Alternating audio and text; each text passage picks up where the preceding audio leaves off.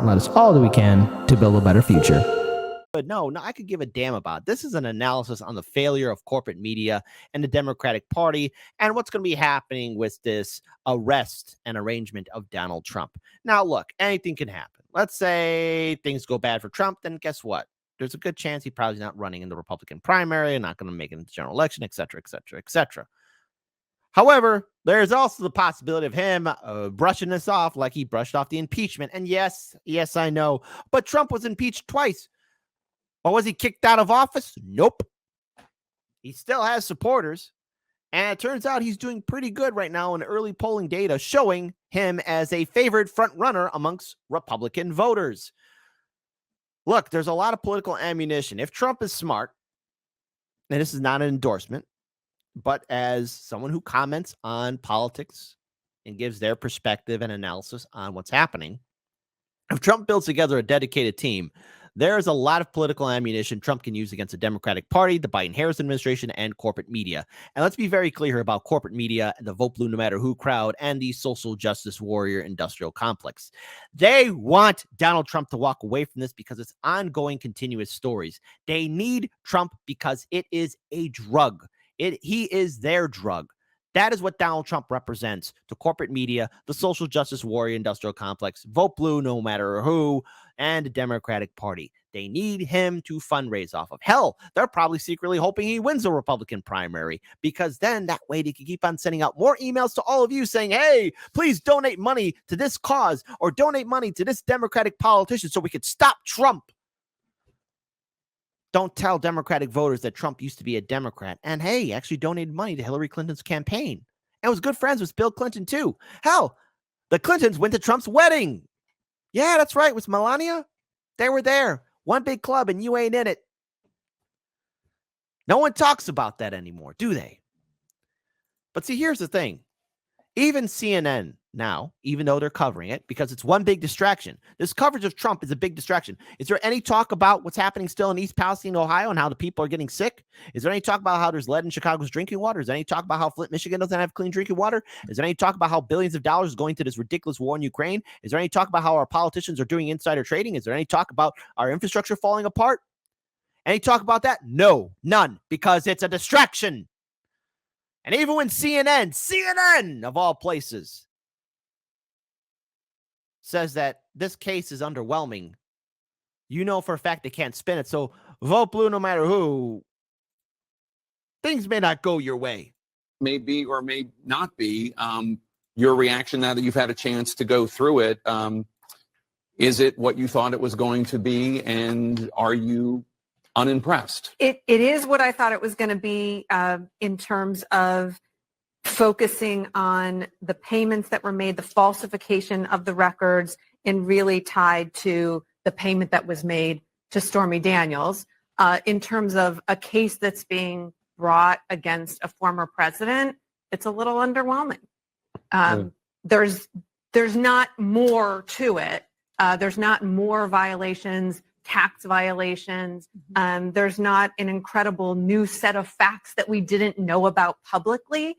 It's really the facts of this case as they have existed for basically almost 7 years. Yeah, and that's the truth of it. But hey, folks, hey, you know what? CNN's going to bring the analysis of another person. That's right. Everyone's favorite peacemaker, everyone's favorite humanitarian, everyone's favorite non-violent individual, John Bolton, adds his commentary. That's right. CNN has John Bolton. John Bolton's weigh in on these 34 felony charges against Trump. Big picture, what do you think of the indictment? Well, speaking as someone who very strongly does not want Donald Trump to get the Republican presidential nomination, I'm extraordinarily distressed by this document. I think this is even weaker than I feared it would be. And I think it's easily subject to being dismissed or a quick acquittal for Trump. Just speaking, going back to the days when I represented Jim Buckley and Gene McCarthy and the constitutional challenge to the underlying federal statute here passed in 1974, I can say there is no basis in the statutory language to say that Trump's behavior forms either a contribution. Why are we listening to this man? He's a goddamn. Look, hey, everybody, just so you know, the only reason I probably vote blue no matter who, and all these Democrats are listening to John Bolton, because he's more respectable than Trump. This guy's just as bad, if not worse. I know Trump's a scumbag, and I don't care if he boinked the porn star. Oops, I mean corn star. Oops. But who cares? Gave her $130,000 in hush money? All right. Politicians do worse. The current set of politicians are doing worse things than Trump, and no one's saying a goddamn thing about it. Or an expenditure under federal law, the two key definitions at issue here. If it did, it would mean that every single expenditure a candidate made could be taken to have something to do with his campaign. Do I buy a $1 comb to comb my hair or $10 comb to comb my hair? That hair was a dig at Trump. If you can construe the statute to cover this behavior, then I think it violates the First Amendment, because you're deeply into territory that makes this statute, absolutely, federal statute, too vague for enforcement. And as what I understood the district attorney to say, that he thinks there's a New York election law involved here. All I can say is the Federal Election Campaign Act absolutely preempts any state or local law to the contrary. How could it be otherwise? You've got one law governing corporate finance in a presidential election at the federal level. You're going to have 50 state laws interfering with it. So he's just wrong on the applicability. So great. We have people who part of the military-industrial complex weighing in on what should be justice and accountability for all. I mean, come on. We're going after all presidents, or if we're going after Trump, we need to go after all the presidents, because all of them committed some crimes. Of the New York statute. Isn't that funny? Isn't that funny? Is it funny? Funny? Isn't that funny? So let's bring in the commentary for someone who can make sense of this, and that is Glenn Greenwald. Because, listening to CNN, you're going to lose your brain cells. This very dramatic melodrama. So it's really just one crime, but it predictably produced this very melodramatic headline of 34 felony charges, making it seem as though this avalanche of criminality. There's nothing illegal about paying hush money to somebody, even if you're a candidate running for office. And by the way, Trump was running for office. He wasn't president of the United States. So Stormy Daniels wasn't in the White House. Okay? So just throwing it out there. We need to figure out how is it that we can convert this act into not only a crime, but a felony crime. And the theory used by Alvin Bragg when doing so is that when Trump concealed these payments, or the purpose of these payments, by pretending that the payments to Michael Cohen were for legal fees as opposed to reimbursing him for paying off Stormy Daniels, the intent was to cover up a separate crime. And the indictment now makes clear that the alleged crime that Trump was trying to conceal was that he violated federal campaign finance law. If you're Politicians do it all the time, though, folks. They always violate campaign finance law. All of them. All of them. going to bring a case against the former president, which I am not opposed to in theory. I wrote a whole book, as I reviewed the other day in 2011, arguing that this two-tiered theory of two-tiered justice system, where elites, both business and political, are immunized to prosecution, and whereas working class people and poor people are put into prison in gigantic numbers, is a grotesque vandalization of what a justice system is supposed to be.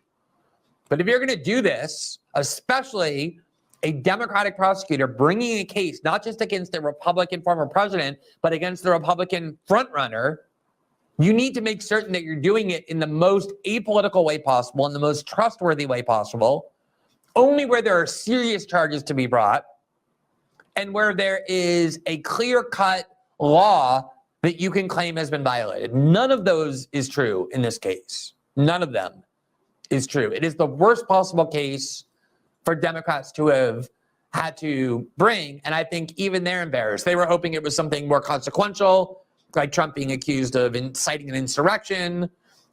Yeah, and see, nothing's going to happen to Trump. So Glenn Greenwald's analysis is absolutely correct. Or even mishandling classified information by taking them to Mar-a-Lago, something meatier than a Democratic Party judge, district attorney in Manhattan, indicting him for something that may not even be a crime at all.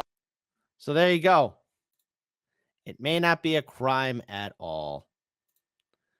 So look, once again, now I want to bring back the jagoffs from corporate media, because again, Trump is taking up a lot of time and space. It's one big distraction. But again, it goes back to my point I was saying. Corporate media is addicted to Trump. They need him for views. They need him for clicks. They need him to make their shows relevant that have been irrelevant. They're all probably hoping that he walks away from this felony charges. They're hoping that he walks away. They're hoping that he can win the Republican primary. That's what they're thinking in their most private of moments. They don't care about justice. Remember what the head of CBS, Les Nunez, once said about Trump. What Trump is saying is bad for America, but good for CBS. It's all about the dollars. Shout out to Case Study QB. Be sure to follow him on Twitter. He is wrongly being censored. What's your response to the president's comments surrounding this case? Jose, I agree with the president that the law enforcement process will play itself out, and I have faith in that. I hope we don't make the same mistake in 2016 where we just start covering Trump's trial and Trump's scandals, and we focus still on the school shootings in Tennessee. We focus on the president's message of bringing manufacturing jobs back, of lowering prices. That's really what the American people want to talk about. But no, Ro, that's not going to happen. You want to know why? Because corporate media is designed to distract people. And you politicians are in on it too. I don't want to listen to any more of Ro Khanna. He's just going to keep on saying the same thing over and over again. So it's that. I want to pull up this video here. It's Tulsi Gabbard on Tucker Carlson's show. Let's hear it out. Congressman, thank you so much for coming on. So, Thank I mean, you, Tucker. at what point does it become not about one guy, one candidate, and about the preservation of a justice system that all of us want to live under?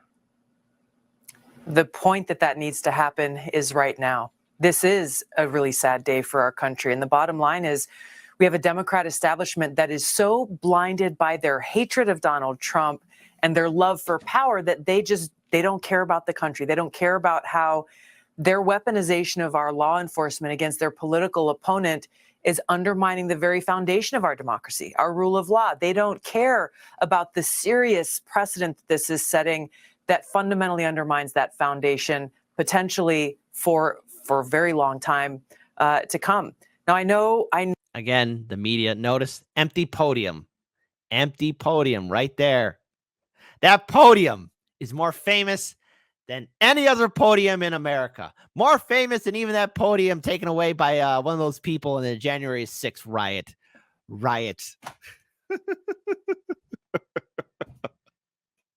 That podium. I like what that podium's talking about. No, I know some Democrats who in their heart know that what's happening is wrong. I know there's probably a lot of Democrats and independents who are watching your show right now who feel the same way, but they're so afraid to speak up. They're so afraid to be targeted, called traitors, cast out.